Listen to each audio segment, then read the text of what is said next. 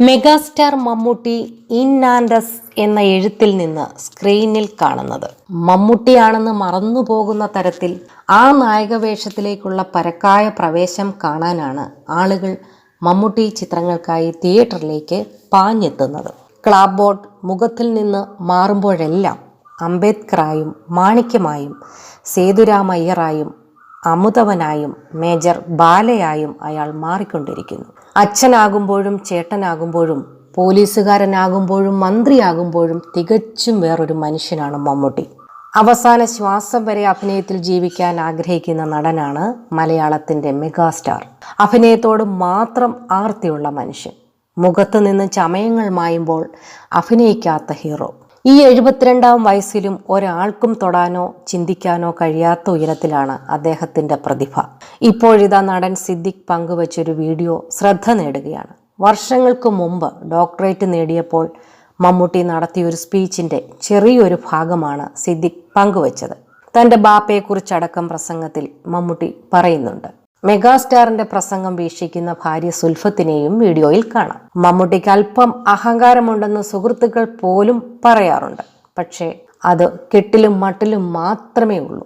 ഉള്ളൊന്നു ചികഞ്ഞാൽ ഞാൻ നിങ്ങളെപ്പോലെ സ്നേഹവും വാത്സല്യവും കാരുണ്യവും വികാരവും ഒക്കെയുള്ള ഒരു സാധാരണ മനുഷ്യനാണ്. എൻ്റെ ജീവിതത്തിലെ ഏറ്റവും ധന്യമായ മുഹൂർത്തമാണിത്. ചികിത്സിക്കാൻ അർഹതയില്ലെങ്കിലും എനിക്ക് ഡോക്ടറേറ്റ് പദവി ലഭിക്കുമ്പോൾ അതിന് സാക്ഷ്യം വഹിക്കാൻ എൻ്റെ ബാപ്പ ഇന്ന് ജീവിച്ചിരിപ്പില്ല എന്നുള്ള ദുഃഖം മാത്രമാണ് ഈ വേളയിൽ എന്നെ അലോസരപ്പെടുത്തുന്നത്. ഞാനൊരു ഡോക്ടർ ആവണമെന്നത് എൻ്റെ ബാപ്പ ആഗ്രഹിച്ചിരുന്നതാണ്. അതിനായി 2ാം ഗ്രൂപ്പ് എന്നെ കൊണ്ട് എടുപ്പിക്കുകയും ചെയ്തു. പഠനമുഴപ്പി സിനിമ തലയിൽ കയറ്റി തിയേറ്ററിൽ ഇറങ്ങിയതിൻ്റെ ഫലമായിട്ട് കെമിസ്ട്രി പരീക്ഷയിൽ ഞാൻ തോറ്റു. അങ്ങനെ എൻ്റെ വാപ്പയുടെ ഡോക്ടർ സ്വപ്നം തകർന്നു. പതിറ്റാണ്ടുകൾ കഴിഞ്ഞെങ്കിലും എൻ്റെ അഭിനയ തികവും കലാരംഗത്തെ നേട്ടവും കണക്കിലെടുത്ത് എന്നെ വലുതാക്കിയ എൻ്റെ സർവകലാശാല ഡോക്ടറേറ്റ് നൽകുമ്പോൾ ആ ബഹുമതി എൻ്റെ ബാപ്പയുടെ സ്മരണയ്ക്ക് മുമ്പിൽ ഞാൻ സമർപ്പിക്കുകയാണ് എന്നാണ് സിദ്ദിഖ് പങ്കുവച്ച പ്രസംഗത്തിൽ മമ്മൂട്ടി പറഞ്ഞത്. വർഷങ്ങൾ പഴക്കമുള്ള മമ്മൂക്കയുടെ വീഡിയോ അദ്ദേഹത്തിന്റെ സുഹൃത്തു വഴി വീണ്ടും കാണാൻ സാധിച്ചുവെന്നത് ആരാധകരെയും ആനന്ദിപ്പിച്ചു. നിരവധി പേരാണ് വീഡിയോയ്ക്ക് കമന്റുമായി എത്തിയത്. ആ വാക്കുകളിൽ വല്ലാത്ത ഒരു വികാരമുണ്ട്. അതാണ് പിതൃപുത്ര ബന്ധം.